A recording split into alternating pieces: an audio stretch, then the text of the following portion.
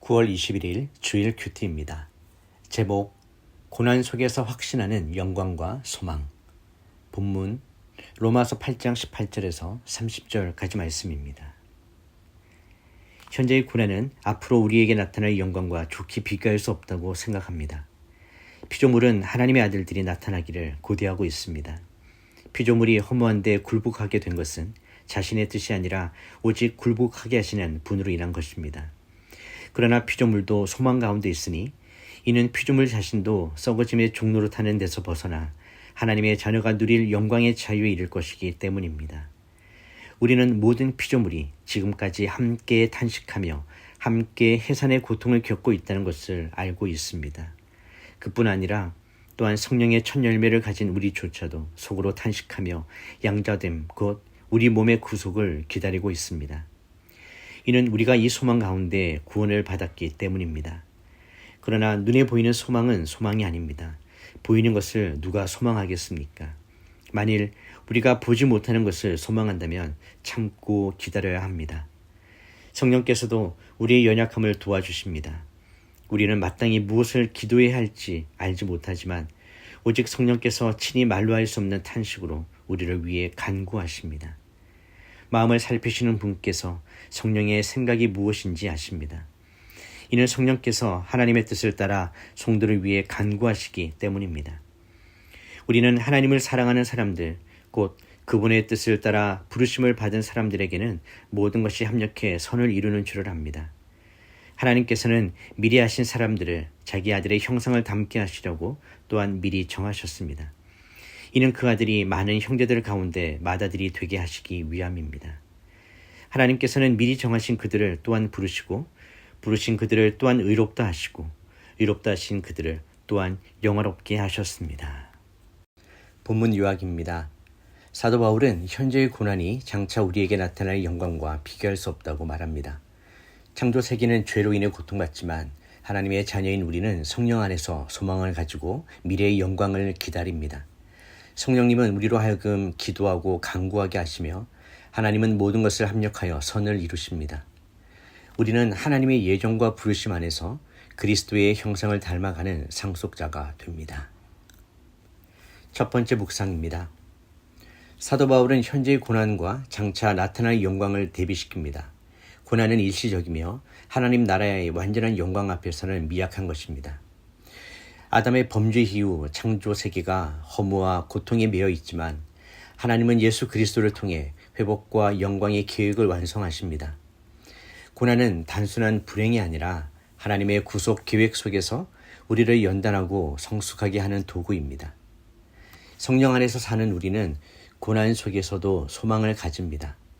성령님은 우리 마음에 하나님의 뜻을 증언하며 기도하게 하시고 고난을 통해 우리를 변화시키십니다. 우리는 결코 혼자가 아니며 모든 상황 속에서 하나님의 손길과 계획을 신뢰할 수 있습니다. 하나님은 그리스도를 통해 우리를 부르시고 성령으로 역사하시며 결국 모든 것을 합력하여 선을 이루십니다. 하나님 나라의 관점에서 현재의 고난은 세상의 허무와 연약함을 깨닫게 하는 교육이자 하나님 나라의 영광을 기다리는 훈련입니다. 우리는 세상의 기준으로 상황을 판단하지 않고 하나님의 섭리와 부르심을 신뢰하며 살아갈 때 고난 속에서도 감사와 찬양을 잃지 않을 수 있습니다. 묵상 질문입니다. 나는 현재의 고난 속에서도 장차 나타날 하나님의 영광과 섭리를 신뢰하며 살아가고 있습니까? 적용 질문입니다. 오늘 내 삶의 어려움 속에서 하나님의 합력하심과 성령의 인도하심을 어떻게 실천적으로 붙잡을 수 있겠습니까? 두 번째 묵상입니다. 사도 바울은 고난 속에서도 성령님이 우리를 중보하시며 하나님의 예정과 부르심 안에서 모든 것이 완성된다고 강조합니다.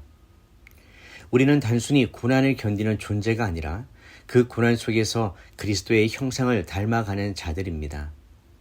하나님은 모든 것을 합력하여 선을 이루시고 우리의 삶 속에서 하나님의 목적과 영광을 나타내십니다. 하나님 나라의 관점에서 우리의 고난과 연약함은 세상과 구별된 삶을 살도록 훈련받는 과정입니다.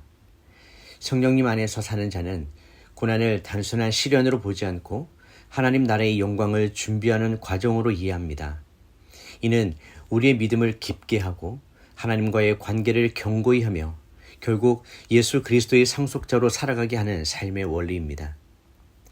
복음적으로 성령 안에서 고난은 단순히 참는 것이 아니라 하나님과 동행하며 성장하는 과정입니다.